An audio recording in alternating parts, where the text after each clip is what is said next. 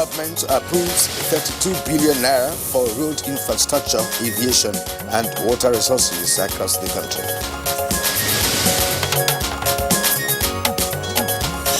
House of Representatives to repeal and reenact the Nigeria Police Act.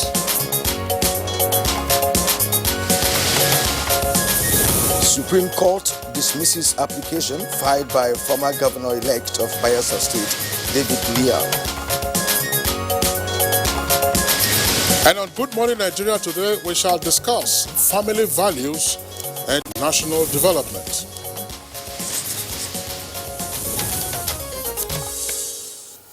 Well, unlike what is obtainable in other climes, the family in Africa is a different setting altogether, with not just a married couple and their offspring, but also parents, relatives, in-laws, and other dependents. Indeed, Kirian, the Nigerian culture, for instance, is peculiar and one that specifically speaks to and holds family values in high regard. Unfortunately, recent occurrences have revealed a sharp decline in family and moral values. Exactly, and the implosion in the number of adults, youths, and adolescents exhibiting antisocial and immoral behavior is one that is causing a drastic change in the quality of relationships in the family circle in Africa. No doubt, Kyria. Now, such problematic issues have already posed a threat to the economy, the polity, and ultimately undermined national development. And this is further heightened by the involvement of youths in various social and criminal activities across the country, with many wondering what families are doing to retrace the steps of their worlds of children. All right, no doubt about it that the moral deficit that we observe is exhibited on all fronts, including among parents who are ordinarily supposed to be the guiding force.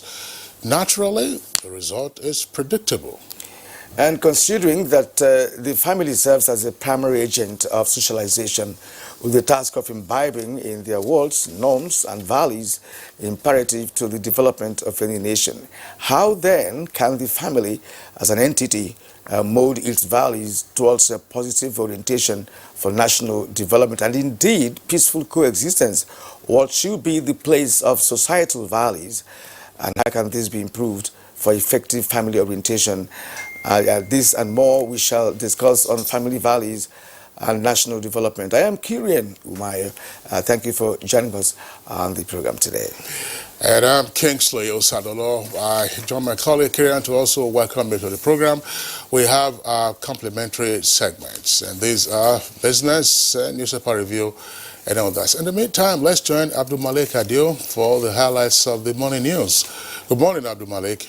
Good morning, Kingsley, and good morning, Kirian. It's good to have you join us on the morning news. Now, the federal government has approved about 32 billion naira for the enhancement of the nation's critical roads infrastructure, as well as aviation and water resources sector for the growth and development of the economy.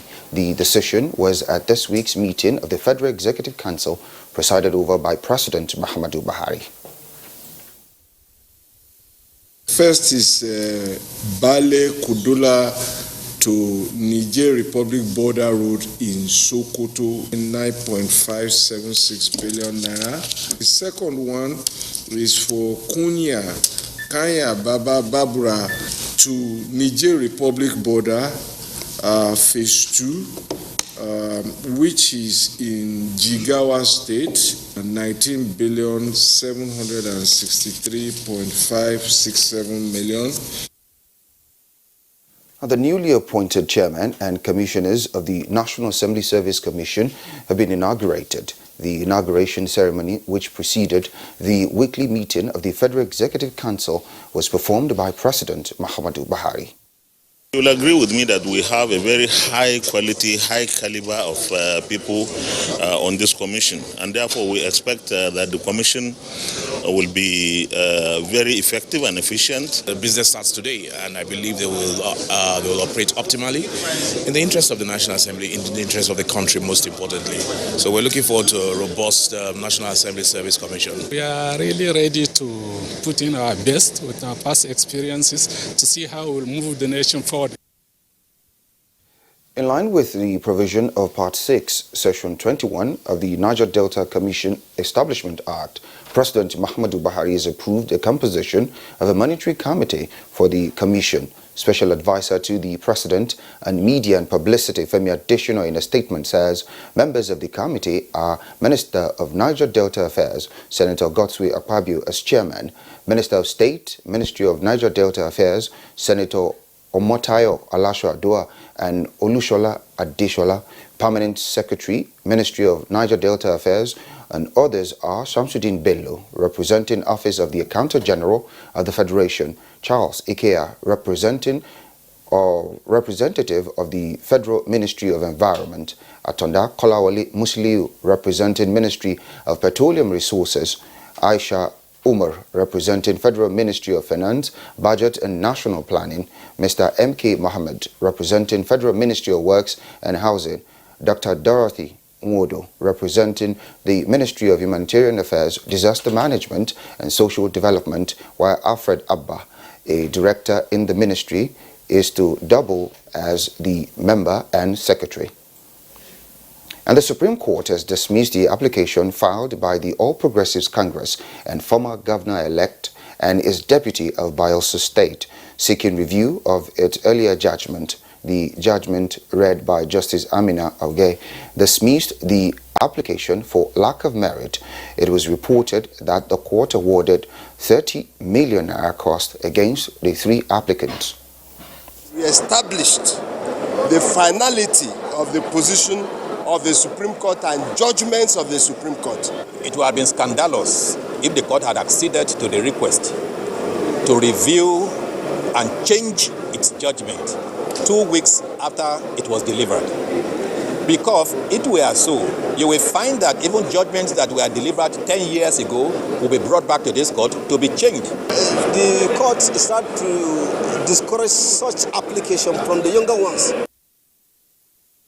The Senate Committee on Public Accounts has acknowledged submission by the Nigerian Television Authority, among other agencies, on the alleged extra budgetary spending out of the 2015 budget appropriation. Appearing before the committee, the Director General of the Nigerian Television Authority, Yakubu Ibu Mohammed, said the funds utilized by the agency within the year were the overhead for the conduct of the 2015 general elections. Constant fall by NTA for the coverage of the 2015 election, but the sum of 9.14 million is not anywhere near what NTA would have required to cover the 2015 election. Some structural deficiencies of the Nigerian police force as identified by the Parliament as a result of the current act in use, which dates far back to the era of colonial rule, that is, 1943 to be precise. This informs the decision of the House of Representatives to repeal the act and reenact a bill which it believes will make the force more efficient, accountable, and transparent in line with best global practice. The diverse problem of internal security in Nigeria, police is still using an act that was put together by the colonial masters. A police of 2020 should not be using the act that was largely, the content of the act that was largely the product of 1943. This bill should also consider the basic, the minimum requirement of being employed into the Nigeria Police Force. Meanwhile, an anti-kidnapping law with death penalty has come into effect in Nasarawa State. This is after due diligence and presentation by the State House of Assembly to Governor Abdullahi Sule. This bill spells out various offenses relating to kidnapping and prescribes stringent punishment for perpetrators, such as life imprisonment and death penalty. Now, the federal government has delivered a high-level partnership with international community to effectively address insurgency, cross-border crime, and other challenges. This was revealed at the National Security Seminar to provide a research-based solution to present security threats in the country, organized by the Alumni Association of the National Defense College in Abuja. Economic goods, weapons, and trafficking in drugs and persons have reached such an unacceptable levels that the government have to consider temporary close of our land borders with a view to taking closer look at how to address such challenges. And that concludes the news highlight. Good morning, Nigeria. We'll be back in just a few moments.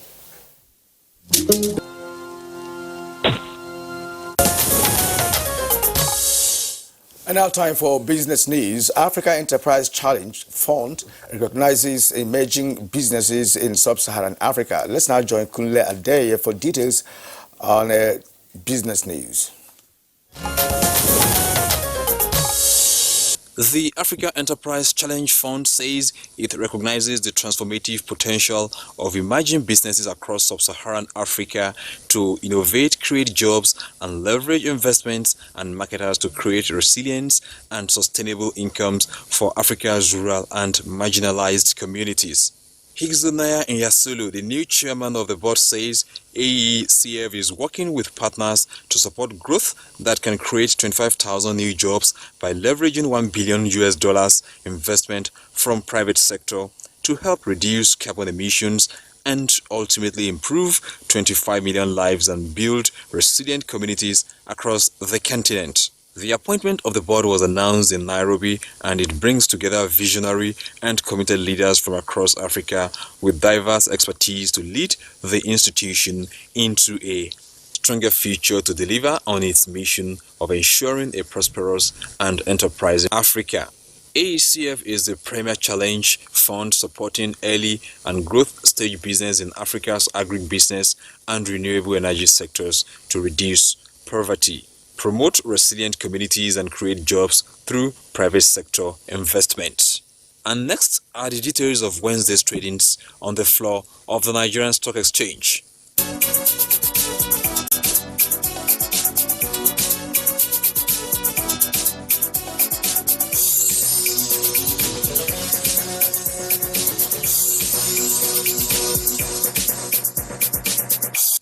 With business news, I'm Kunle Adeye. Many thanks, Kunle, for the business package. Next is newspaper review.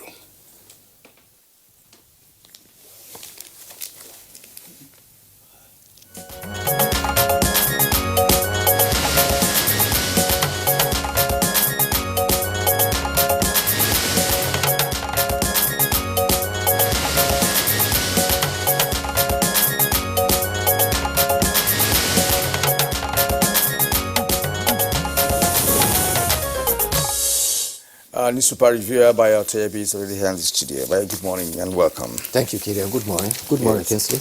Good morning, Nigeria. Good to see you. We'll start with the leadership newspaper this morning from top to bottom. NEC jettisons April 1 tariff hike implementation date. The story is on page 4. So another one, the Kogi commences Stamp Duty Act operation. It's on page 9. The lead story this morning on leadership. Supreme Court affirms Leon's sack, warns against frivolous appeals. It's on page 4. Of course, it has two riders, fines defense lawyers, others 60 million naira. APC keeps mum as PDP insists on reversal of Imo judgment. Now, end violence. Catholic bishops urge PMP, that's President Muhammad Buhari.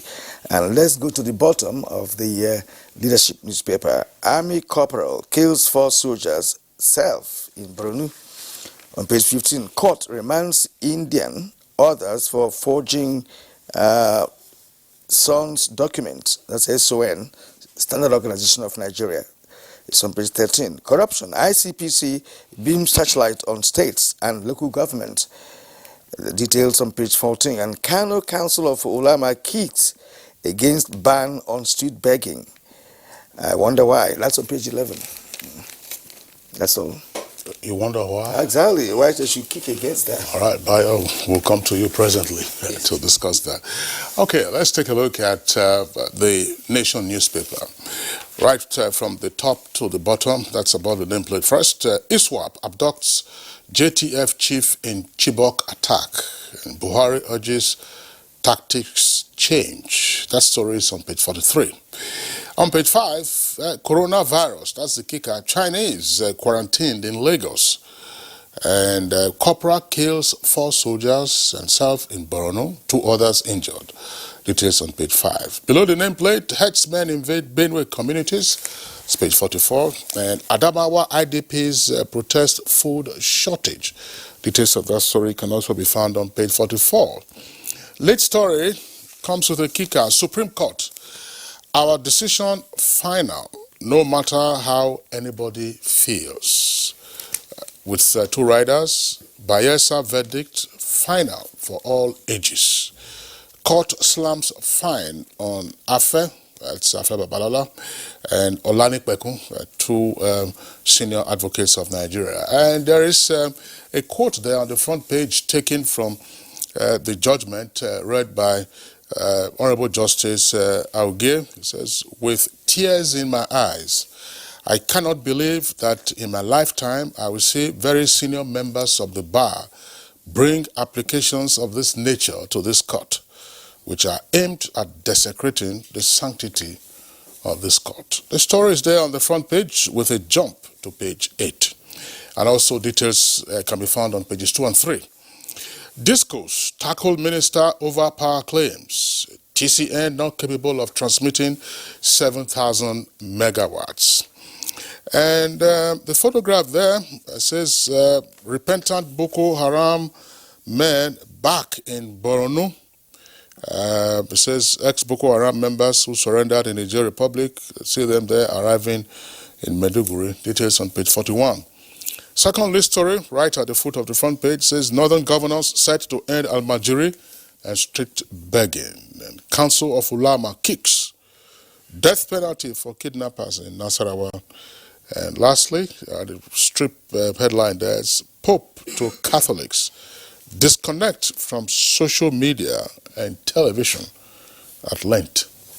It is on page 45. Mayo. Thank you, Kinsley. Our house must go out to 4 of our compatriot soldiers who paid the supreme sacrifice in a very strange way. They apparently had been killed by a friendly fire, not at the war front, but one of their colleagues, apparently described to have gone berserk, shot 4 of them and killed them. 2 others were injured, and the corporal shot himself. The military high command is investigating, and they are also making moves to inform the families of the 4 fallen heroes about the development. Meanwhile, the Colonel Sagir Musa, who is the army PRO, who delivered this information, says that initiatives will be taken to inform the families of those fallen heroes. The Supreme Court has described the application of the All Progressive Congress and the former gubernatorial candidate to review the February 13 judgment as vexatious, frivolous, and an abuse of court process. A panel of 7 justices was led by Justice Sylvester Unguta. In a lead judgment, Justice Amina Aogi, who read the lead judgment, described the review request as an invitation for the Supreme Court to sit on appeal over its judgment in violation of the Constitution. She asked that it will amount to violating the finality of its judgment.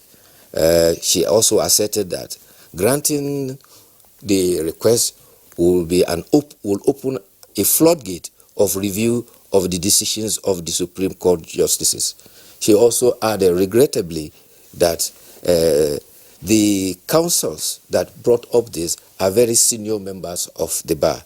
Accordingly, the counsels to the All Progressive Congress, as well as the gubernatorial candidate, David Leon, were ordered to pay a cost of 10 million naira each to the 3 respondents.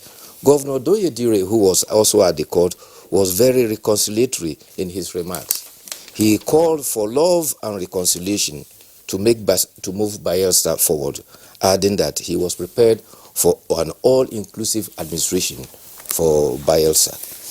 There was the story Kyrian read about ban on soliciting for alms, which is often referred to as street begging. Sheikh Ibrahim Khalil of Kano has described the recent ban in Kano that it will not succeed.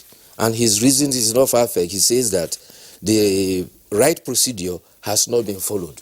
And the Sheikh went ahead to cite instances that during the lifetime of this Ahmadu Bello, there was an attempt to do that and it failed. It was also attempted during the era of Governor Audu Bako. It failed. Another military administrator tried that and it failed. And he says he has a due reason for it. Is because they did not understand the phenomenon and they didn't follow the process. And he therefore recommended the due process that should be followed. And he says that they should first of all identify all the categories of those who are in the business of alms begging. He also said they should identify the beggars that are on the streets who come from the villages to beg in the urban areas. There are also those who are almajiris attached to Quranic schools. And he said that there is also a third category who should all be identified. And unless all these three are identified and classified in various categories, and above all, unless there is a link with the Quranic scholars who understand the phenomenon, all the initiatives may not succeed. So he's not against it, but he's saying that they are going about it in the wrong way. Well, we're talking about understanding the phenomenon. I wonder the complexity of it that will make it difficult for, for anybody to understand the concept of begging. Yes, you could say that we call it almajiri, perhaps it has its origin somewhere. But the truth is that if those young lads are in schools, they have no business begging. I think what Governor Ganduje of Kano is trying to do is to ensure that they are in school, especially at that primary school level. Right. If they're busy in school or in Quranic schools, as the case may be, what time would they have to come and stand on the street and start begging during school hours, for instance? But I think that the governors who are presently talking about, stopping street begging in their various states should, of course, have also mechanisms to ensure that it works. Well, the initiative by Kano is a bold one. By making it compulsory for children to go to school. And Kaduna State has another one. In fact, they have what they call Edu Marshal. And if any child is found on the street during school hours, that child will be taken up and you find out who the parents did and make sure that he's put in school. And the bold step of incorporating Western education and Quranic education will go a long way to solving it. But what the Sheikh here is saying is that there are those you call al-Majuri who are supposed to be Quranic scholars, which is one, but he's saying that there are others who come, who are not just school-age boys, who come from rural areas to come and solicit for alms in the urban areas. How do they transport themselves from rural areas? Yes, because if you have money for transport. Well, I think that there's need for clarity in the issue. The Kano State government is not targeting street begging in general. Good. The Kano State government is targeting the almajiri phenomenon. And that is why, as Kirian said, the objective is to remove the children from the streets and take them into a formal setting for schooling. And that any parent, that's part of the campaign by the Emir of Kano, who sends a child out on the street when the child is supposed to be in school, that parent should be held liable. Yes. It is not general. There are persons who are poor. That's not, you have that in the scriptures, who ordinarily will go for begging, but it is not children. Children who are in the rural areas and are coming to the urban centers to beg, those children should also be in school in the rural areas. That is the objective. So they should take it one after the other. They say that, look, we want to reduce the number of Amajiri children or out-of-school children. It's about 13 million. It's an embarrassment. If Sadana of Sokoto made an attempt, Audu Bako made an attempt, is that any justification for us to now say, okay, let it continue? And we have seen what analysts have described as the linkages between persons who are roaming the streets, who don't have formal education, and the propensity of their being conscripted into all kinds of deleterious activities. Yes. And And the one other strategy that they could use or they could deploy is to, everybody must not really go to school. You know, not everybody has penchant for education, to be honest with you. Then there are trades to learn. To learn, you know, vulcanizing and the other being technicians and all of that. You know, you can lay hands on such things and not necessarily going to school. But you still need some. You need some trade. You need some. Sorry, you need some training. But lest we get the Sheikh wrong. Yes. He's not saying that he's against stopping it. He's saying that the approach might not succeed, and he has cited instances of failure in the past. And he has also recommended the right approach so that it will succeed. I agree, Bayo. I agree. But one question: we discussed the Almajiri phenomenon on Good Morning Nigeria a couple of years ago. Ask yourself this question: do you have Almajiri in Dubai? Do you have Almajiri in Qatar? So which procedure did they follow that they don't have Almajiri on their streets? Al-Majiri is a corruption of Al-Muhajirun. Anybody who leaves his area of domain to go and seek knowledge is an Al-Majiri, or as it is called. That's right. In this country, yes, there are Islamic schools, some in Lagos, Agege, where people travel from all over the country to go there to study. They don't roam on the streets. They are in a specific location where they get Quranic education. And there are also others in some parts of the Middle East where people travel from Nigeria to Egypt to go for education. But it is not a matter that they resort to soliciting for arms. Get something right. So that soliciting of the arms is different from the phenomenon of Al-Muhajirun. They are two completely. Yes. The latter is a corruption of the whole educational system, traveling to seek knowledge. See how leadership captured the story. Yes. Kano Council of Ulama kicks. So are they kicking against against the stoppage of begging on the streets, or are they kicking against the method being approached by the government? Because when they say you're kicking against something... No, I think it's a factor of the headline, the casting of the headline. It is a misrepresentation. What the Sheikh is saying is that unless it is tackled in the specific way he has... What is the specific way they should prescribe? It may not succeed. See, when the government policy comes out, and if the government policy has a potential benefit for all, they should also approach the government and proffer their advice. So proffer their advice. These are the steps we think that you can follow, to ensure that this program succeeds. One thing I would suggest, for instance, is the government should also deploy ICT for this purpose. Take a census of those who are Almajiri now, who are roaming the streets or whatever, so that you can follow their progress. 1 year, 2 years, 3 years, where are they now? And if people are coming from all parts, because I hear that sometimes, they can roam from one end of the country to the other.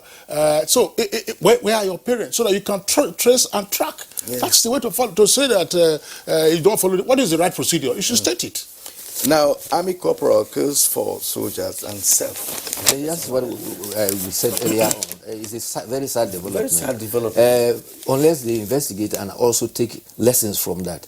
But in such instances, it is said it can be from weariness of war. When a soldier remains in the war front for a long time, certain frustrations can set in, and sometimes you can have such snaps and such incidents. It's very unfortunate. Only for the soldiers? Yes, it can happen. Yeah, soldiers are human beings. That's right. It's called post-traumatic stress disorder. Unfortunately, because there were in the past complaints of military personnel deployed on the battlefield staying for too long a time. Yes. And there's no there's no proper rotation. If a general alert was suffering from depression, that's indicated in some accounts, did they observe him? I mean, why they still continue to keep him on the front lines with access to weapons? It's a very sad development. I mean, it's something that's a phenomenon that the military authorities themselves know very well, and how to respond to it requires psychological and psychiatric intervention. Exactly. Yes, it's the most unfortunate, yes. The other news is about kidnapping. 2 states now have taken bold steps to enact laws that is prescribing even death penalty for kidnapping. One is in Gombe. The bill has passed second reading, and in fact it has third reading, and is waiting for the assent of Governor Mohammed Yahya in Gombe. In Nasarawa State, they have prescribed series of punishment for all aspects of kidnapping, and these ones include kidnapping itself, the other phenomena of conspiring to kidnap. There's also attempt to kidnap, fake kidnapping, and false forced representation to release a kidnapped victim, as well as assisting a kidnapper to escape. And the punishment ranges from 20 years imprisonment, life imprisonment, and also death penalty, depending upon the severity of the case. You know, I'm one of those who believe that that is coming late in the day. You know, I have discussed this issue on Good Morning Nigeria several times. You know, when I was privileged to be on site, I made it clear that, you know, it should come from federal government as well. And the argument was that, look, states, you know, have the power to make their own laws regarding, you know, kidnapping. But I was saying that if it becomes a federal law to say, look, it is binding on all states that this business is so criminal that at this point in time in our history, it should make a death sentence. I mean, these states coming with their different laws and all of that, well, fine, but I'm thinking that if it becomes a federal law, then it becomes more serious. Okay, for instance, if someone is kidnapped in Abuja, for instance, where is it going to go? Is the capital territory? What happens? In federal capital territory, they don't have a House of Assembly, they don't have a governor, as the case may be, so you can't enact any law, you know, on kidnapping. So what happens? Well, kidnapping is a serious social menace, and it deserves strict social punishment. And the first governor to have set that example was Governor Mbadinuju in Anambra State. When kidnapping was very rampant in Anambra State, he went to the extent that not only would kidnappers be identified, their structure and property will be demolished. And that took a very sudden drop in instances of kidnapping and armed robbery. So serious offenses like that deserve serious legal measures to redress them. I agree with you. Okay, I mean, Kieran was saying something about the National Assembly will legislate for the Federal Capital Territory, but in particular, the penal code applies in the Federal Capital Territory. Mm-hmm. All right, okay, let's go to the editorials now briefly. Moving away from oil to solid mineral and agriculture, that's coming from National Economy newspaper, is actually on page 3. For as long as the Nigerian economy depends on oil revenue, talks on the need for diversification will not cease. Yes, National Economy newspaper is a new one to me. It's published by what is described as 234 Economic Limited, and it's taking on the issue of the fact that there is need to harp on the government program of diversification from oil to solid minerals and agriculture, and strongly and luckily too, there is no single state in the federation that is not endowed with solid minerals and agriculture. There's no state in the federation that does not have this fertility of the soil to embark on agriculture. And the editorial backs its argument up that for every $10 drop of the oil price that oscillates in the world market, it affects our gross domestic product by 15.2%. Therefore, there is need to harp on the recent development. And you will recall that only last week, the Minister of Information and Minister of Solid Minerals were in Kebbi, where they accepted the artisan gold mining, and another one is supposed to come up also in Osun State. This is part of the initiative to harp on the solid mineral aspect of the economy, and that will go a long way, because artisan wellers who mine gold now will have an avenue to sell it to central bank, and so they'll have a ready market waiting for them. The other development I saw also yesterday is that we are now beginning to see the evolution of pyramids. You remember Grandos pyramids in Kano in those days? Now there is rice pyramid coming up in Jalingo. And that is to say that there's such tremendous success in rice farming that we now have pyramids of about 400 metric tons of rice that has been piling up. Okay, but thank you very much. Except that, experts would argue that those granite pyramids we used to see in those days meant there was very little value addition. Exactly. So no value so addition. we can't therefore. We're just exporting them as raw precisely materials. That's why the trade services will bring them to the ports and then take them out, and then of course we import the finished products. Bayo Atoebe, we'd like to thank you. The story on the Supreme Court and the stern rebuke of senior advocates who brought the previous applications. I've already read those ones from The Nation. You find it on the front pages of all the papers. I quite agree with Supreme Court. There's no doubt about that. It's a matter that, of course, we will have the opportunity of discussing someday. You have details on pages 2 and 3 of The Nation newspaper. Bayo, thanks a lot for being here. We'll see you tomorrow. Okay, it's Good Morning Nigeria, reaching you live on the network service of the Nigerian Television Authority. We'll take a short break now. When we return, we'll be discussing the decline in family values and the consequential impact on national development.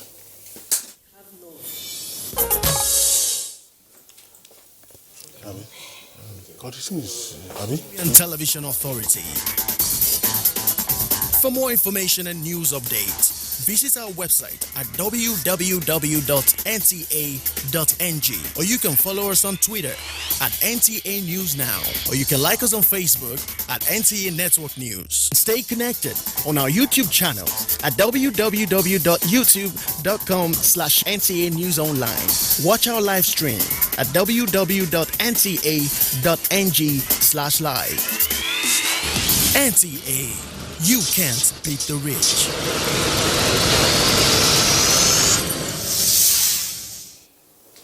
Yes, thank you for staying with us. The First Lady of Nigeria, Aisha Muhammadu Buhari, advocated the involvement of all critical stakeholders towards addressing marital challenges and other social problems within the family and society at large in order to build a strong and prosperous nation.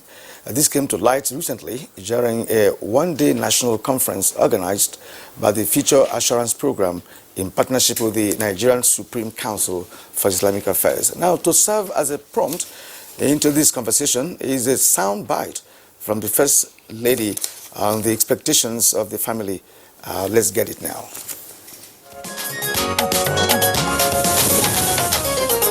The root of our social problems may lie with the gradual collapse of the institution of marriage. Marriage is the institution responsible for building a family through which the human race is bred. Family is the smallest unit of any society.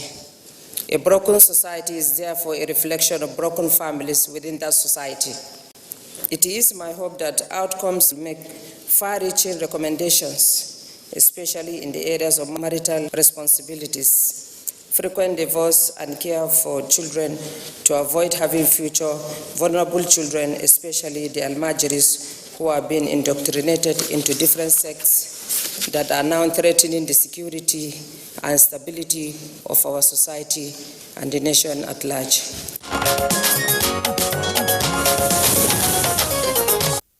All right, that was an excerpt there from the statement by the First Lady, Aisha Muhammadu Buhari, at the one-day conference earlier referenced by my colleague, Kirian Omayo. We have guests with us here in the Abuja studios for this conversation. First, let's welcome Mete Adekobi, who is Director of Special Duties and State Operations at National Orientation Agency. Mrs. Adekobi, pleasure to have you with us on Good Morning Nigeria. Thank you for having me. Also here with us in the studios is Dr. Uyem Akpabio. Dr. Uyem Akpabio is Executive Director and CEO, Institute for Ethics and Professional Studies. Thank you. Pleasure to have you around. And I would like to also welcome Dr. Hajia Rekia Momo Abaji. He's a retired director of the Federal Civil Service and also former chairman of Ajakuta local government area. Hajia, pleasure to have you with us on the program. Nice to... Good morning and thanks for having me. Okay. Good morning, Nigerians. Also here, another familiar face on Good Morning Nigeria, former Commissioner for Information and Strategy at Adamawa State and Public Affairs Analyst, Ahmed Sajo. Sajo, pleasure to have you with us. Yeah, thank you very much. At least it's good to have one father if you have three mothers. Actually, you have 3 mothers and 3 fathers. So, ladies and gentlemen, you're welcome to the program. I was protesting, to the producer that why those 3 ladies and 1 man on this set. But it's okay because you understand the role of women in a family setting, especially in Africa. And today we are concerned about value system in Africa with respect to the family.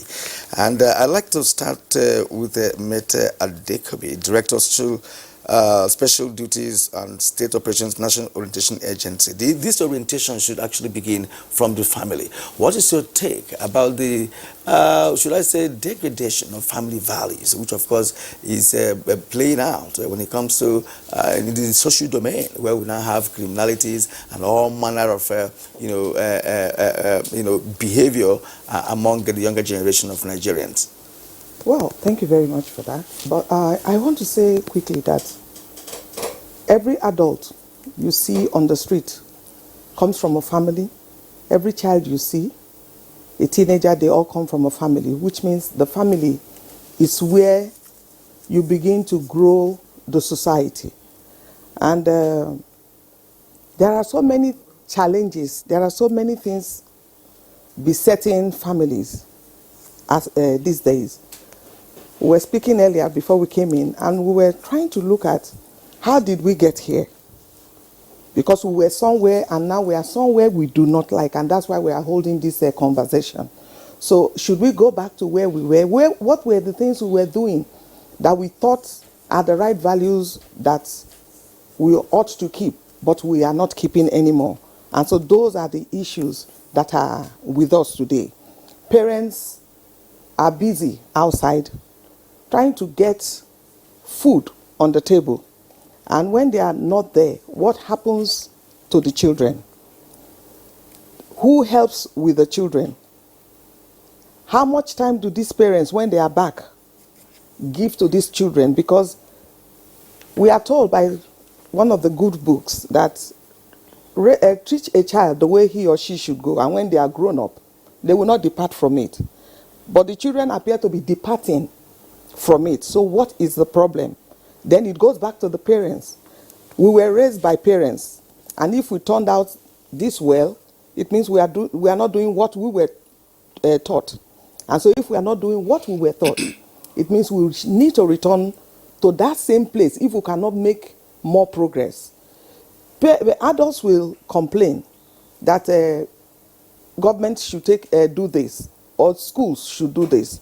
But the raising of a child belongs to the domain of parents. The father and the mother, they are supposed to do that. In those days, when we were growing up, it's not just your father and your mother that had something to say about what you did or did not do. Everybody in the community contributed to how you are raised. But today, we have secluded homes where even your neighbors cannot see what happens in those homes. So for example, a child is in the house and the parents are not there. What would any neighbor do? Okay, Miche, thank you very much for your opening comment. A conversation on family values and the challenges that we are facing presupposes that the family is under threat in Nigeria. Uyem Akpabi. Thank you very much. The family is under threat in Nigeria because the family values are seriously eroding. For any individual or every individual, you have an expectation, no matter your level, either as a baby or a growing child or an adult. Even a baby will expect to be fed and all that.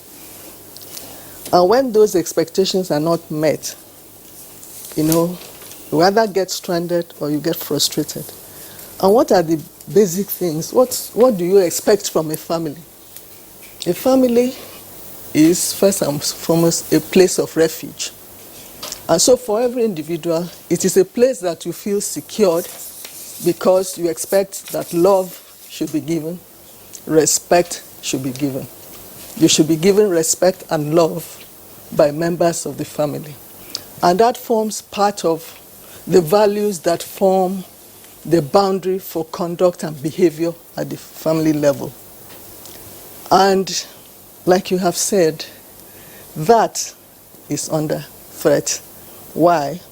Because the culture of the bonding, it's getting very relaxed, in some cases non-existent, because of other challenges, because of pressures and so on. communication is hardly taking place.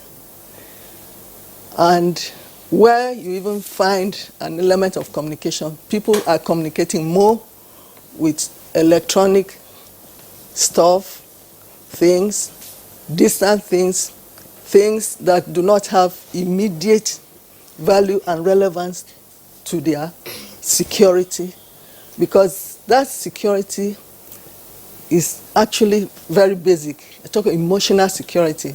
When you have love and respect, you can build on that. So the communication is no longer there.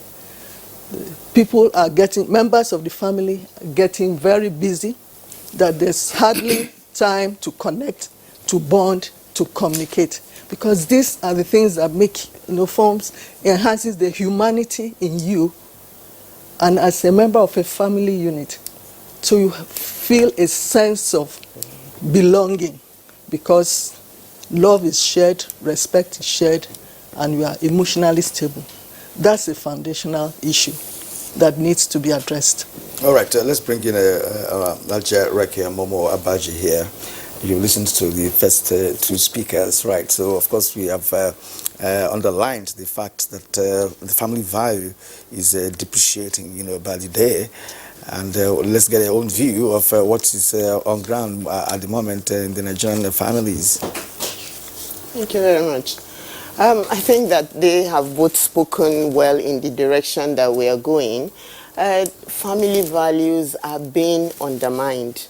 And this is to the extent that our children no longer do what we have grown up doing. Our parents taught us to behave in certain ways. And I think that to a large extent, we also have taught our children to behave in certain ways, but there are deviations from what happens in the society. We go out there, we see a child behave in a certain way, and we say, what? Who brought you up? Or you're coming head-on with a teenage boy or a teenage girl, and she or he is trying to push you out of the way. I will say, stop there. What's your problem? Can't you see a mother in me?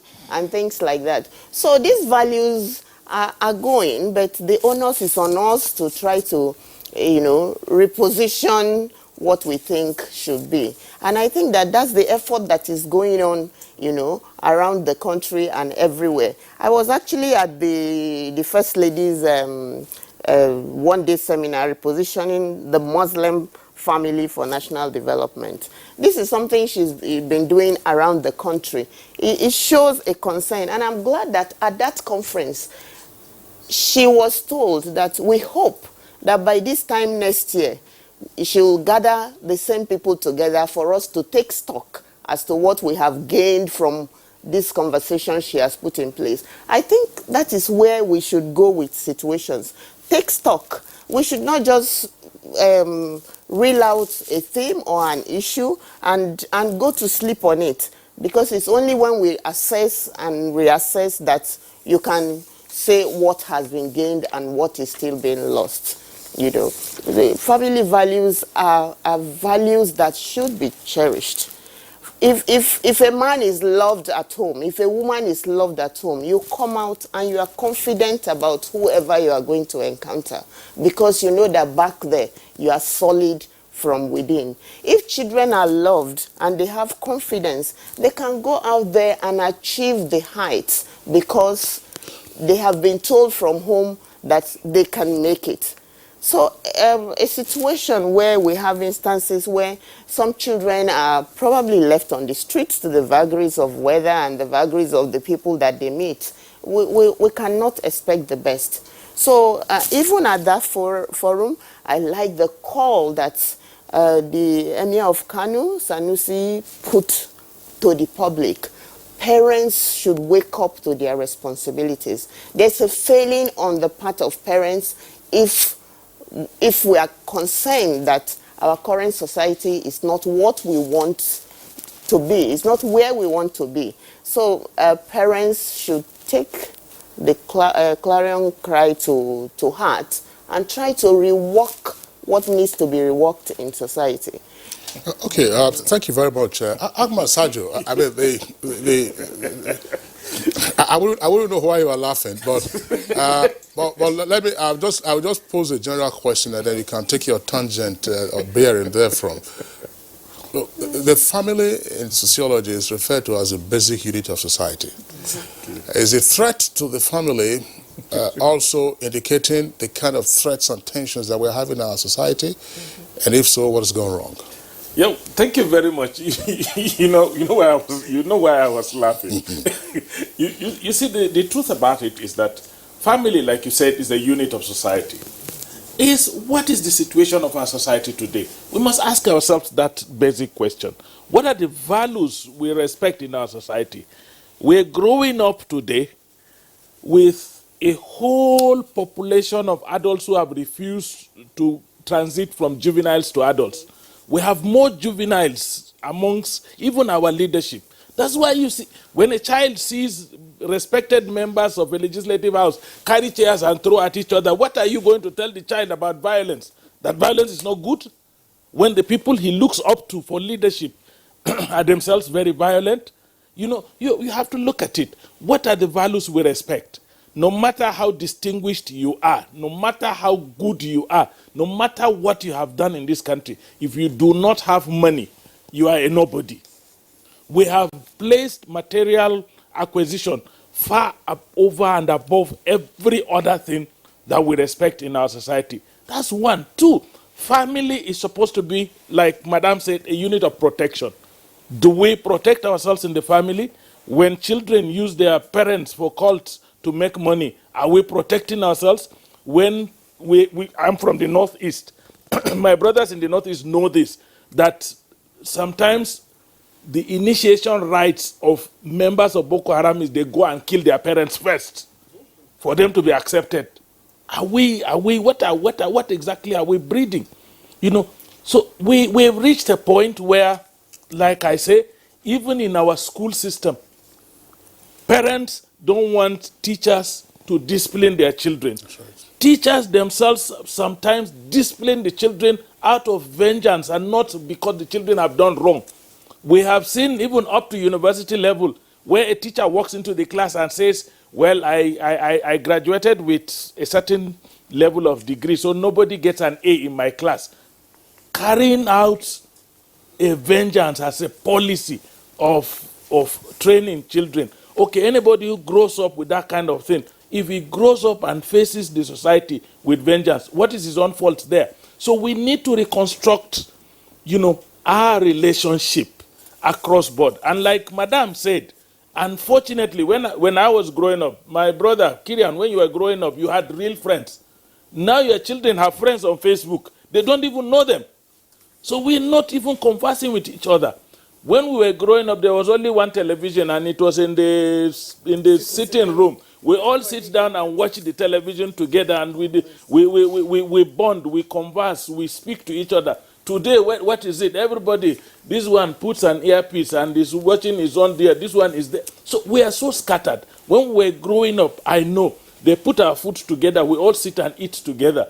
Now everybody is on his own. You go to the kitchen and take what you want to take and go away. And so we are disconnecting.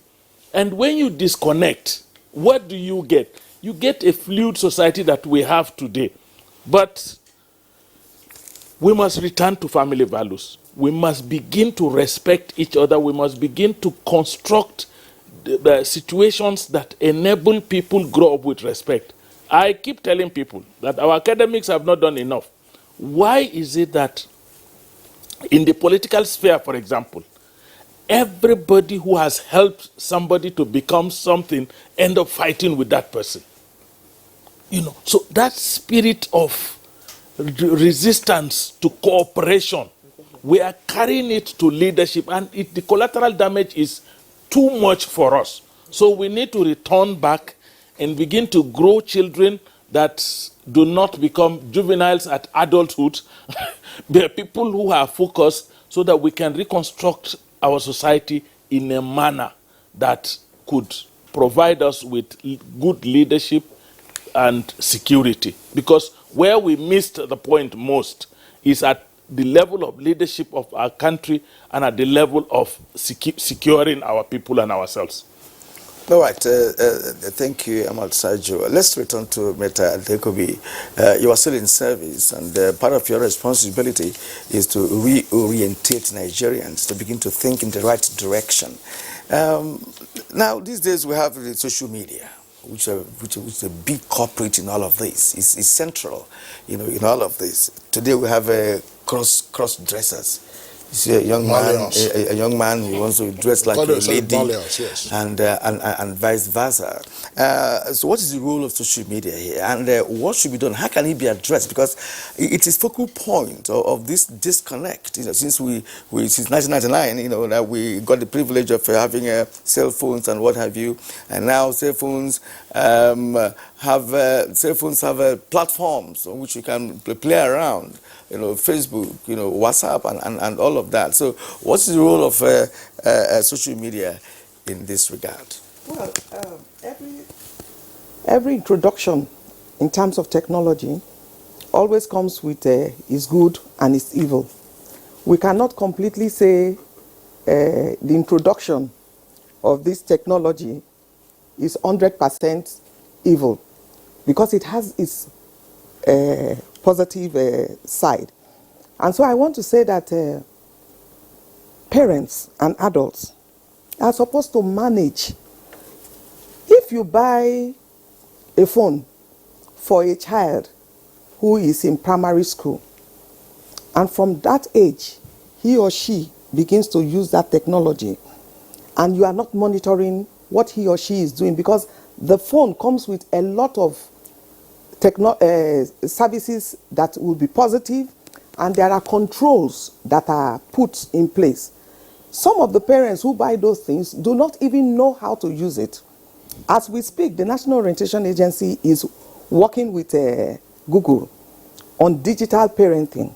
So in the next few weeks, there will be workshops and training for parents to understand what their children know, because you give a child that phone, you will see the things the child will touch on that phone, but you, the owner of the phone, does not even know the first thing to do with it. And so for you to raise children in this generation, you must know what they know. And that's why digital parenting has become necessary, because you cannot be ignorant of what you are trying to function in. And so the question you have asked is, what do we do? It is all about control, management. We were given time. You cannot stay awake until such and such time. You cannot do this at so and so time. Like he said, we had one television, everybody watched that. And when NTA closed, we all turned it off and we left. But today, I will assure you that there are children, teenagers, that stay awake late into the night. Their parents have gone to bed, but they have not gone to bed. Now, as a parent, that is your responsibility. Nobody will come from anywhere. No law can change that in your child. Because if your child has that phone and there's a security issue or a problem at home, your child will call you. That's the advantage of having that. But anything outside of that, when they have assignments, in our day and time, apart from the textbook that you have, you can make reference to nothing when you have an assignment. But today, the children can sit here and tell you stories of other nations and countries as reference to their assignments. So these are some of the advantages, but they need supervision. If a parent leave the task of supervision to the child, not every child can self-supervise. Some children are excellent. If you give instruction, they follow. Now, the person who does not do that might not be a bad person, but he needs supervision, he needs some control. It goes back to the family, it goes back to the parents. During dinner time, no phones. Phones are not used at so and so time. These are instructions you give. You cannot leave somebody who needs control to control himself or herself. Parents must arise to their duty. Okay, thank you, Mite. I mean, that's one of the agencies of socialization that my colleague Kieran has thrown in. But you will permit me to back up a bit so that we know the depth of the challenge that we face in trying to rejig our family values and therefore have that as a catalyst for national development. It's probably a provocative point to raise. We all can boast and brag about the lives that we lived growing up. I mean, Dr. Rekia Momabaji already said that when we were growing up, if anybody saw you misbehaving in the community, you could be reprimanded. The moral values and family values were upheld. If you were in the boarding house, if it was lights out, it was lights out. Yeah. If you came home with what didn't belong to you, then you had to explain to your parents why you did that. And if you misbehaved, nobody spared the rod, not on any of us. But here we are, and this is the provocative question I want to ask. Did our parents, therefore, in general, fail in raising us properly? Because the generation that we have, and that's why we are talking about the children, a generation of looters, generation that will aid and abet exam malpractices, a generation that will say, oh, I'm fending for my children, I'm fending for my children. No, don't touch my child. You go to school and be harassing the teachers who are ordinarily supposed to be agents of reformation or transformation of your children. So did our parents therefore fail? I'm not, as I said, it's a provocative question. Most of us are very well raised, and not everybody is participating in all this looting and crime and wanton, destruction of our societal foundation. I'm a Sergio first, and I'll come to William Pabio. I think our parents did not fail in raising us. But over time, like I said, the society itself evolved wrongly. It is the societal, our collective value system as a society that had failed us. And one of those things that have turned us this way is this excessive quest for materialism. This primitive accumulation of wealth that we have seen some people in society do. And this overprotection, sometimes parents themselves behave in the manner they behave as a reverse of their own failures, identification of their own failures. A parent does not take good care of his children at home, and then he feels guilty and wants to overprotect by going to the school to say, school should not, I'm protecting my child, you should not harass my child. But like you said, because society has turned upside down, we want to make money, we want achievement, quote and unquote. We want our children to get A grades. So now we have, even in exams, we have what we call wonder centers, where children go to get all A's, and they get 200 and something for JAM. And it's with the help of the parents. So all of it is a society. Society has configured achievement negatively. We think having wealth is achievement. A child getting A's in school is achievement, regardless of what the child is capable of doing. And so to put it further, now the children have gone. Then there is also the other side of it. Those that have neglected their children to the extent that you see the children roaming the streets, either as almajiris or street hawkers, street beggars or area boys or alayers, those ones are in a class of their own. They have neglected their children, and so these children have gone to the street, and in the street they have adopted their own values, street values, and those street values they are imposing it on society. And there's nothing you can do about it, because, like Madam told you, there was no guidance. And if somebody is not guided, the person guides himself to whichever direction. Dr. William Akpabio, in terms of, this family values we talk about, the key link there from generation to generation is transmission, which is why I asked that question. Our parents didn't raise us to be looters. Our parents didn't raise us, to aid and abet exam malpractices. Our parents didn't raise us to look the law in the face and say, to hell with you. So why have we, as generational parents, virtually failed in transmitting such values to our offspring? The failure is actually in the nurturing, because parenting is one thing, nurturing is another. If you are parenting and then you are not providing the necessary nourishment in terms of moral values, the children grow up to be malnourished in values. And so what do we do as families and parents to ensure that the foundation is solid. The director made mention of the effect of influence, the influence of society and all that. Where the foundation is solid, you can withstand the storms. So nourishment in this case is, what are your expectations at the family level? We know we always expect our children to come out to be better than us, to scale good heights and so on. And so what do you do to ensure that happens?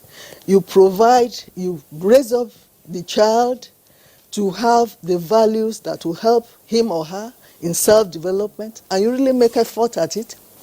In social interaction and integration, you make effort at it. In godly living, even in being globally relevant.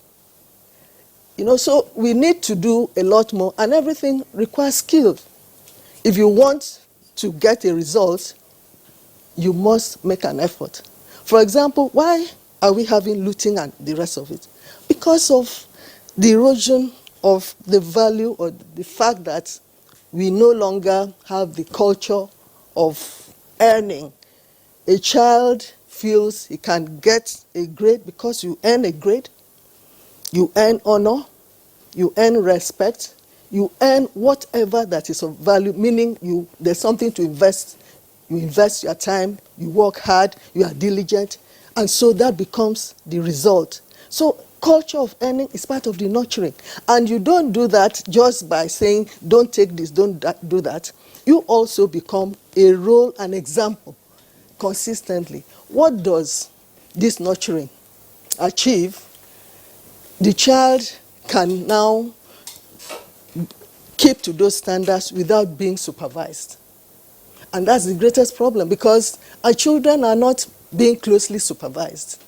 And so what do? We must put in them the values, the skills, the whatever input that will make them to do what we want them to do, what we believe is in their best interest, even when nobody is watching. Well, I think, and that is what ethics is all about. Ladies and gentlemen, I think the question that Kinsley posed is quite fundamental. And like, as rightly said, it's provocative. Those that are looting, who are in power at the moment, were those who are supposedly well nurtured by their parents. None of them less than 50, 60 or more years. Those who have been ruling this country since 1999, who are culprits of looting. Some of them are jailed. Some of them perhaps have not been jailed. Maybe they are smart or lucky or whatever it is. But many are looting. And these are people who are supposed to have been brought up well in the 50s and 60s, even before the 70s. So that is what Kinsley is talking about. And he says it borders on generational transmission of values, that may have failed. Because in one adage in my place says, look, a young man whose father was a thief grows to become an armed robber. The father didn't grow up with arms, just a thief, but he will grow, he will add value to that, and become an armed robber. So now what we are getting is that those who are running the affairs of the nation, who were children those days and had grown up to become looters and other things, now what do you expect of their own children? That's what Kinsley was talking about, generational transfer. And that's what I want to bring you in here now. So, where have we gone wrong? I want to feel that in our society, the desire to get rich quick, and also the fact that we celebrate riches without questioning how any person got to where they have come. For instance, nobody has even remembered to mention kidnapping. Kidnapping, which is stopping us from going to our villages to do service to the people and what have you. And these are people who are known in society.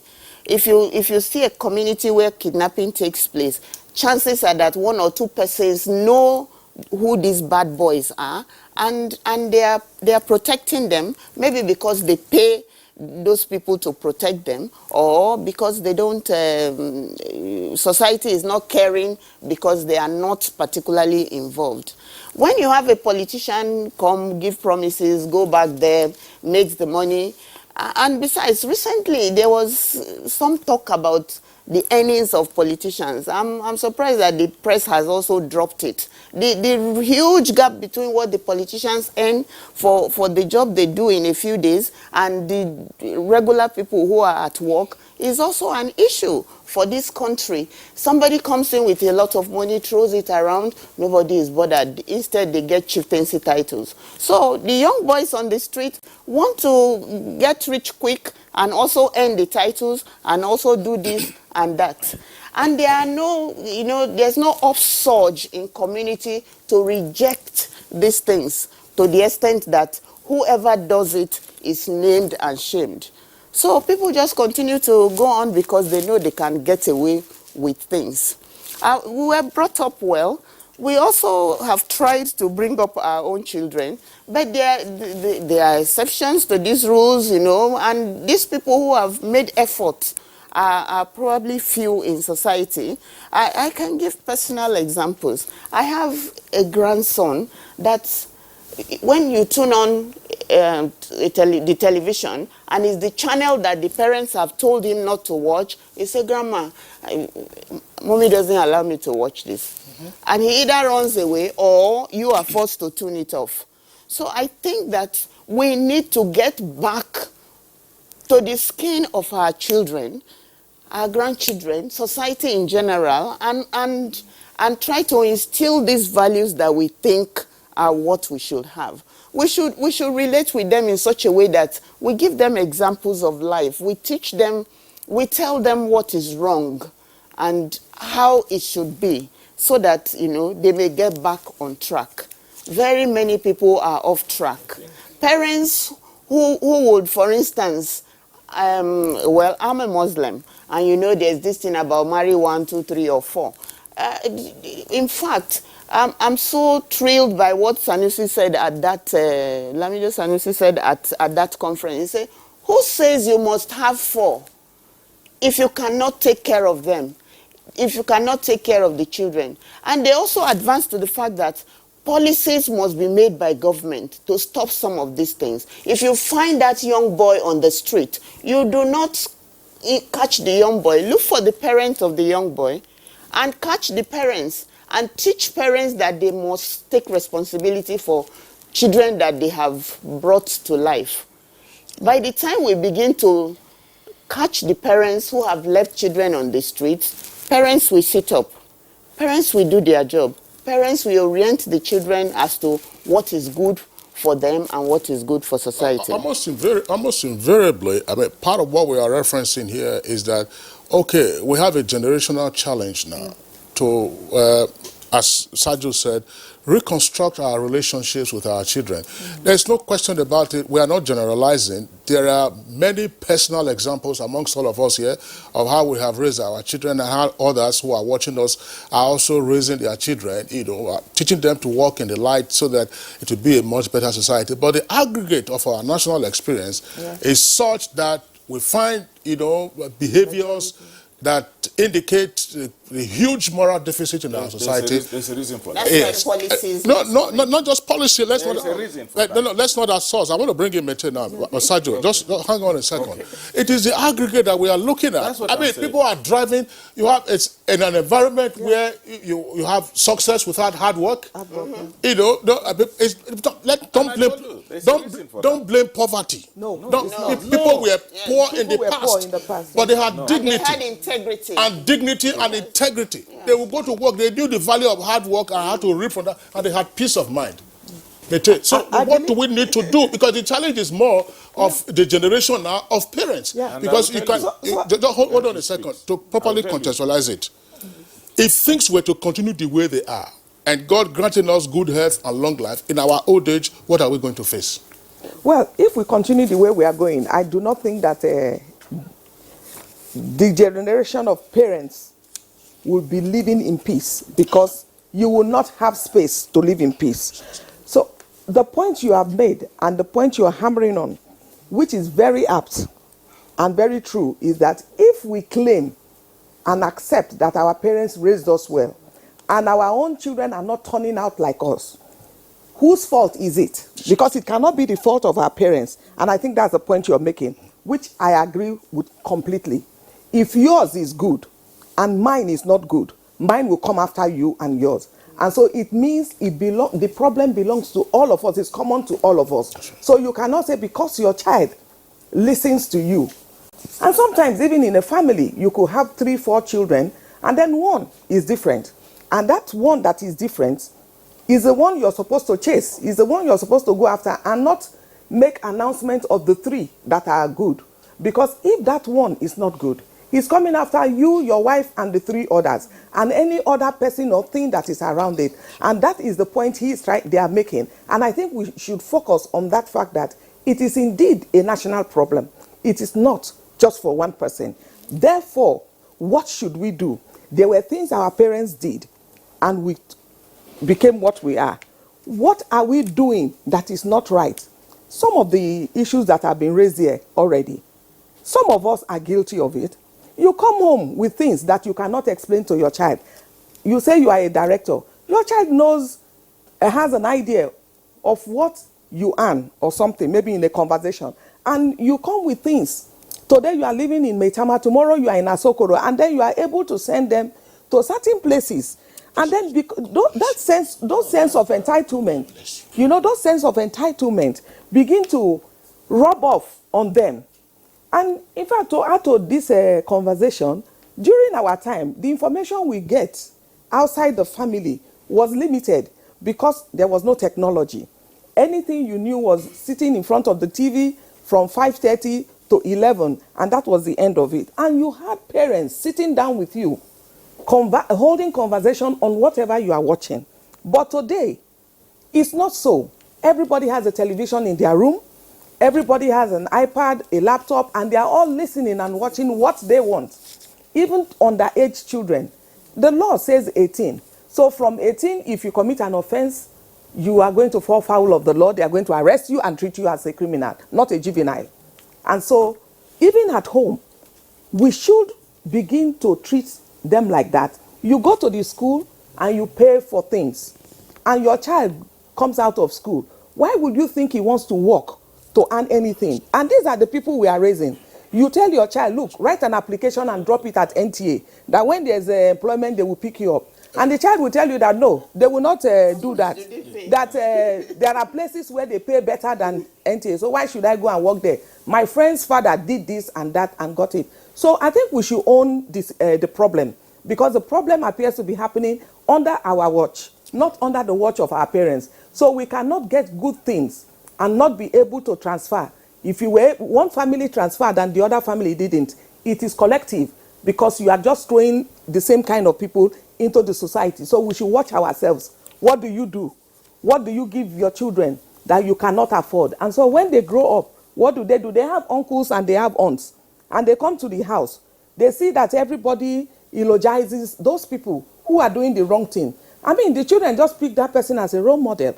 And all he or she does is to say, I want to look like auntie. Auntie who is doing the wrong thing. Are we not all family? So if family is not just one person, it means whatever your child learns, your child has learned from you.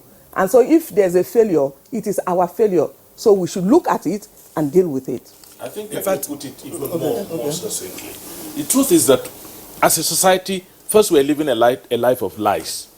We're not living a life of truth. People who work harder earn less than people who do very little work. That cannot be, you cannot use that to configure a very sane society. People who are high up are the ones that break all the laws and get away with it. You cannot configure a society that is correct in that direction.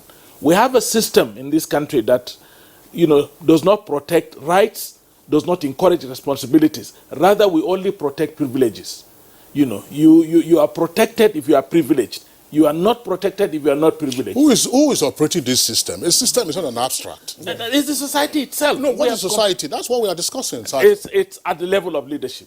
Let's put it very. And in every family, we are a leader. You are a leader in your family. I'm a leader. We have failed to provide leadership at all levels. Yes. Family level, societal level, the school level, community level, and at national level.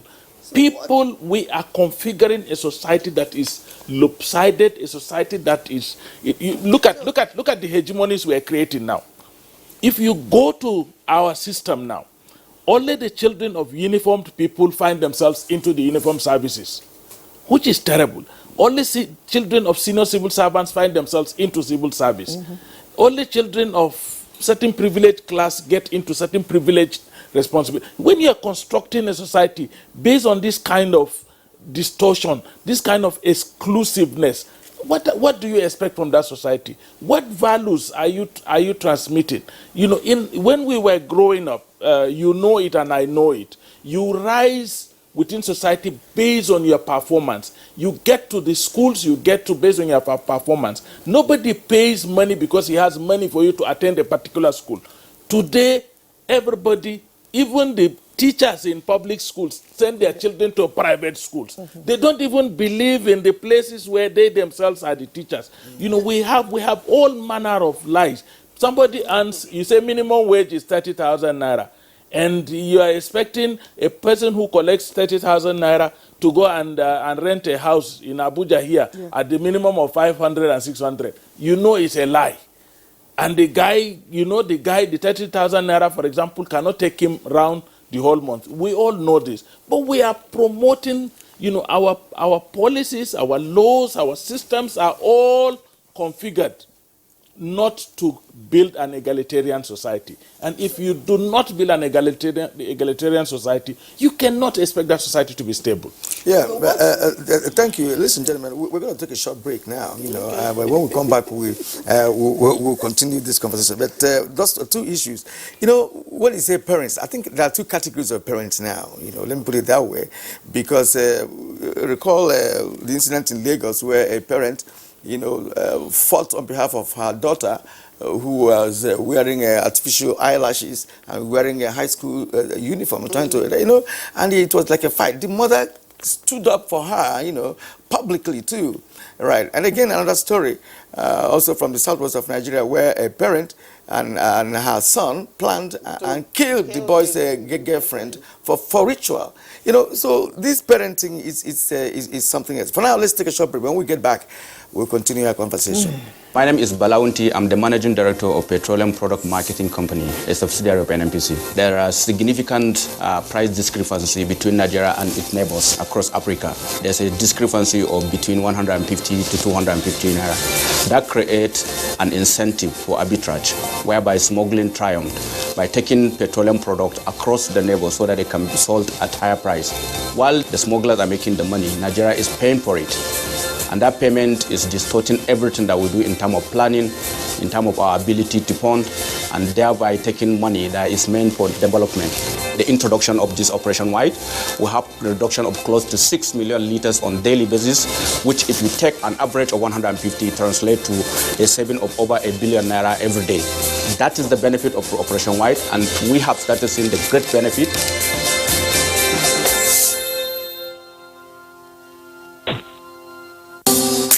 Can I see your particulars, sir? Officer, my particulars no dey here. In that case, you'll have to come with me to the police station. Officer, which levels? Where I for find you something make you take arrange your weekend. What? Offense number 1, driving without particulars. Offense number 2, trying to bribe an officer of the law. I won't harass Nigerians or take bribe. Change begins with me. This message is brought to you by the National Orientation Agency in conjunction with the Federal Ministry of Information and Culture. Welcome back, and it's still Good Morning Nigeria, reaching you live on Africa's largest television network, the Nigerian Television Authority. Let's return to our guest now, Mrs. Ima Kpabio. We're trying to respond to the issue on the table before we went on that short break. Yes. Everything good or bad looks for an opportunity to blossom. It's when you create the opportunity, the enabling environment it does. So what we need to do is to enlarge the course of resistance. There's so much connivance of silence. We are talking connivance of silence. Then we need to resist what is not right. Meaning we need to build capacity. We need to mobilize. We need to build capacity of leadership. We need to build capacity for the family. We need to build capacity of professionals, because no act of misconduct can take place without a professional failing to comply with a professional standard. We need to consciously begin to build capacity, because capacity is everything. Now for the family, what should the family be thinking of? What areas should be addressed? Now, if we want to resist or to insist on transparency and demand accountability as a right, what do we do? How do we mobilize? And when you mobilize, you form yourselves in groups. What capacity do you build for those groups? That's in terms of information, in terms of direction, in terms of leadership, so that the groups can function effectively. It is when the environment is enabling, then things go, the toxic value, and you know what toxic values, they seep into the environment and destroy everything on the path. And that's exactly, so we must check and resist the expansion of toxic values by enlarging the course of resistance and building capacity at different levels. All right. We have some tweets here from Nigerians who are interested in this conversation, who are also trying to make their own contribution. We'll begin with DW Nigeria Limited. A true inculcation of family values is a reflection of a country's national development. And I think values seem to be jeopardized according to generations. I didn't get that. I don't know what that means. For instance, Nigeria, in the post-independence years, people value family ethics, which you see reflected in national life. Now, the Shantos Oluwasegun Michael, family values are lost due to poverty, no self-fulfillment, no happy marriage, and 2, family values are lost due to wrong educational concept, and development ordinarily is a collective effort, which law enforcement agencies must support all willing citizens. Derek Solomon says, in order to forestall future occurrence in insurgency activities in Nigeria, it is necessary for families to ensure that child-parent attachment and emotional support in the family is not lacking, so that individuals do not become miscreants in the society and tools used by deviants to disrupt national development in the Nigerian society. Joseph, the family value is a panacea to national development. The government needs to invest in family education as it was in the past. Now, this will go a long way in redirecting our young ones. Okay, Udo. The society is a reflection of the various family values, and such values can make or mar the society at large. Unfortunately, the negative values are more contagious than the positive ones. Families have quit role modeling of worlds to social media and teachers in pursuit of money. One Google Silvanus. Now, talking about family values with regard to development, we are indeed referring to the foundational ethics, philosophy, and ethos of a people that form their vision and mission, that in turn control their opinions on issues of life that rule their character and behavior. Mike Ayakwo, you can't talk about national development without mentioning the importance of family values. Two of them run pari passu. A person with good family upbringing is a very good asset to the society, because he or she will be exhibiting high morals in all facets of activities and endeavors. All right, Sajid Abba Tuko, a nation's development is measured through human development. Government should develop its citizens by giving them basic education and providing them with amenities. Now, this would help parents to think positively and teach their children about patriotism and national development. Titus Mondenok. Family is the core fabric of any society, and once the key religious, character, and moral values are eroded, the entire society would feel the brunt. Unfortunately, this is what is happening today, because most families today have thrown away these key values in the family settings. Chris Simeon, family values and national development go hand in hand. Family values shape and transform our societies, but if they are neglected, our societies suffer serious setback, and national development is truncated thereby. Comrade Alhaji Ngala, charity begins at home. Education is the key to success and national development. Parents should send their children to school. This is coming from Inusa Adamo. First step in fighting corruption and making Nigeria great again is family values. First, as I came by, family values are key to national development and a responsible society. Whether we want our country to develop or tackle crime, drug addiction, or improving education outcomes, the answer should always begin with family. Time government at all levels invest in strengthening families. Amagwala Humbabs, in primary school, we were taught that the family is a unit of society. Then we were also taught that parental upbringing would always have an effect, expectedly positive, on the manner and behavior of a people. Today, this very foundation has been lost. Bashiru, although good family values may correlate what national development is, advanced countries may provide us a clue.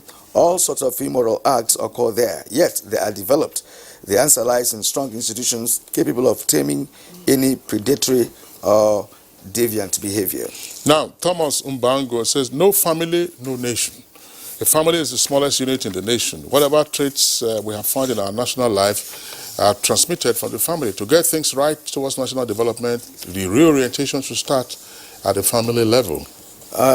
Festus Akimba, there's no doubt that the breakdown of family values such as respect for elders, discipline, responsibility, hard work, and reward for hard work is having a terrible impact on our national development. Time to strengthen families.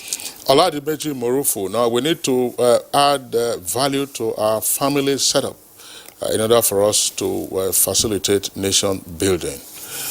Okay, so those are the tweets that we have. Of course, in the course of this conversation, Kyrian and ladies and gentlemen, you referred in passing to the agencies of socialization. The family, of course, is basic, school, places of worship, that is to say churches, mosques, or otherwise, and then the strong institutions that one of the tweets earlier referred to. But our principal focus, of course, today is on the family as the basic unit of society and what we need to start doing from that point of origin before the other agencies come. We cannot outsource. That's the point you have all articulated. Outsource parenting to the school. Let my teacher handle, let the teacher handle this one, or let the government handle that. Sometimes, you know, we're talking about the developed countries. Let's say that there are some societies, for example, that are also very violent abroad.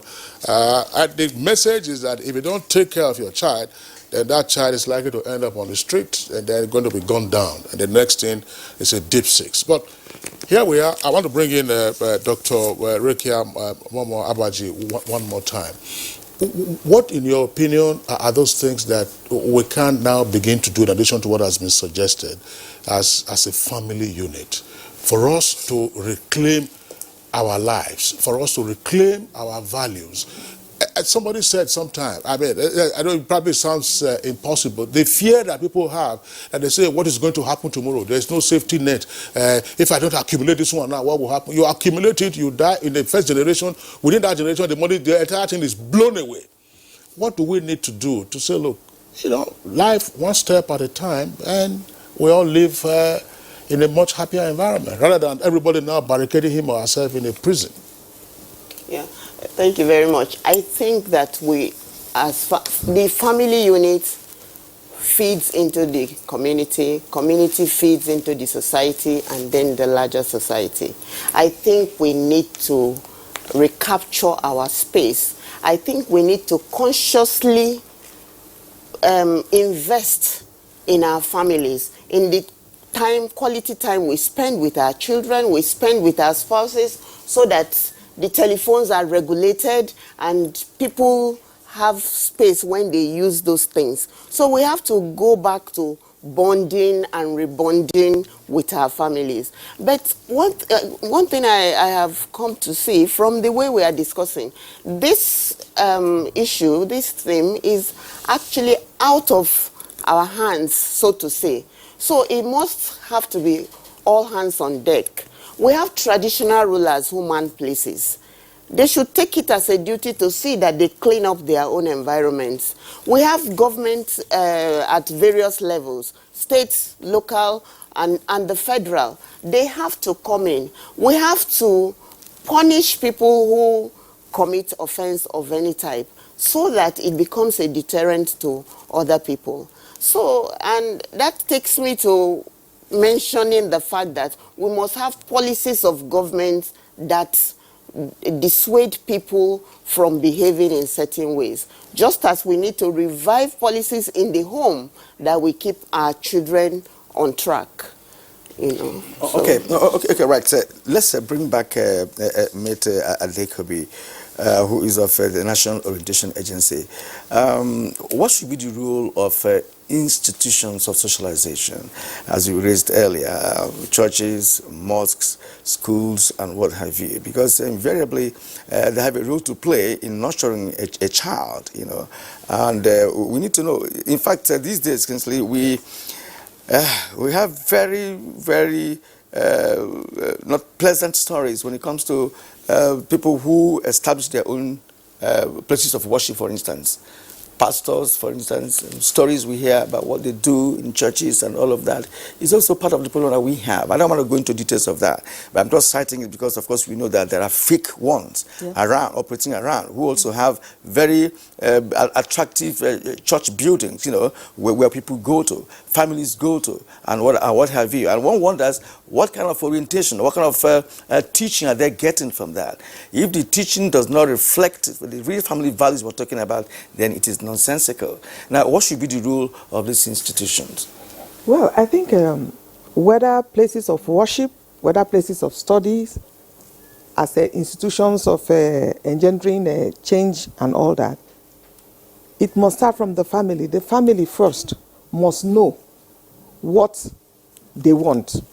For you to go into a place of worship, you are not dragged into those spaces. So as a family, what is your expectation? You must have an expectation. You must have something you want such places to offer. And so if you go in there and you do not find that, you are not under any obligation to remain there. You should move out because it is not meeting need and it's not adding any value. If you are a gullible person and you go into a place where they tell you if you bring 100,000, when they pray you will get this, you will do that. So it's your gullibility that has gotten you there. It's not what the person said, because the book you are reading did not say so. If it is in your Quran or it is in your Bible that God said if such a thing happened it will work, then it means you're following a book. Because we all have something we are following, just like the Constitution.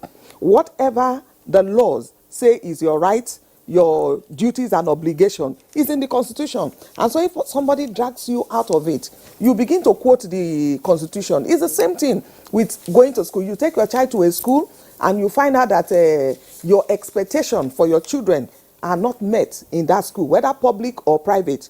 You have a right to remove. Now, your sensitivity is expected to be at play here, because if you are not paying attention, you will not even know if your child is learning new tricks from school. You will not even know if the child is learning new tricks from the church or from the mosque when he goes for his Islamic studies. You don't even know what is happening, whether the parents like it or not. Bottom line, that parents must keep their eyes on their wards, on their children, so that if nothing, your child comes back from school and is carrying something, because you do not check your child's bag. We were checked, and I checked mine, because you open your child's bag and you see something that is not yours, is or has, and you ask, you say, who gave you this? You are not doing that, and you're saying, oh, in that school, they allow children to steal. Who allows who to steal? Because you didn't teach your child. So I think in all these institutions of change we are talking about, it still boils down to who the parents are. Your gullibility is also at play. You cannot read a book and the book tells you one thing and somebody is practicing another and you are following. What are you following for, except that you yourself has some mischievous intention? And like we have already said, we must hold ourselves responsible for where we are right now, and whatever it takes to correct it. If you know what your father told you and it was right and got you to this place, why is your child not doing that? So return to those things and do it, because you must be doing something wrong. You can't be coming home with things that your child, if your child asks you, Daddy, what happened? You can't even say, oh, I went on tour for 10 days and so they paid us monies, so that's why I have done this shopping and all that. Every day you come with a new thing, you come with a strange thing, and you think your child won't do that. If we are role models, our children will model themselves after us. So if you are modeling wrongly, your child is emulating. if you are modeling rightly, the child is following because they follow what they see, not even what you say. Okay. There's a standard process of getting results. Now, if you discover that you are facing stiff competition or opposition, then you need to reflect and re-strategize. What do we do? Now, in the case of our parents, they did not face the challenge of us, the children, having to compete with a lot of electronic issues and things like that. Now, if this is what is going on here and information reaches people with speed and where there are no good foundations, they are just, into the current and so on. So what do we do? It means you need to strategize. What do you need to do? At the family level, family must be strategic in whatever education they want to give children at that level.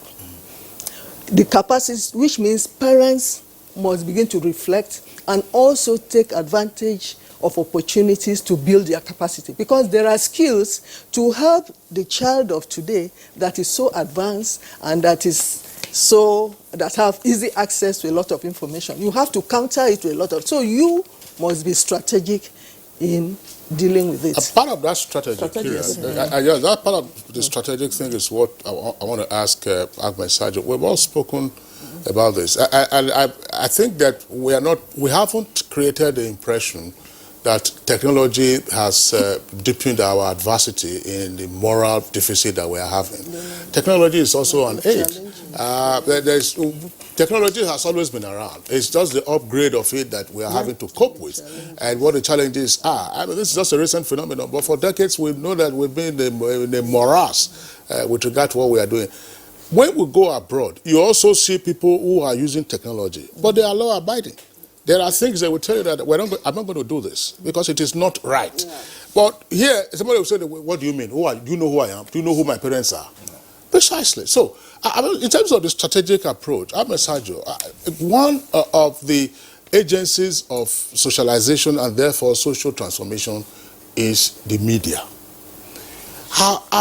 Can we, in terms of aiding the family now as a unit to help reform values, think up ways of deploying the media much more effectively? In this case, I use the media in a generic sense.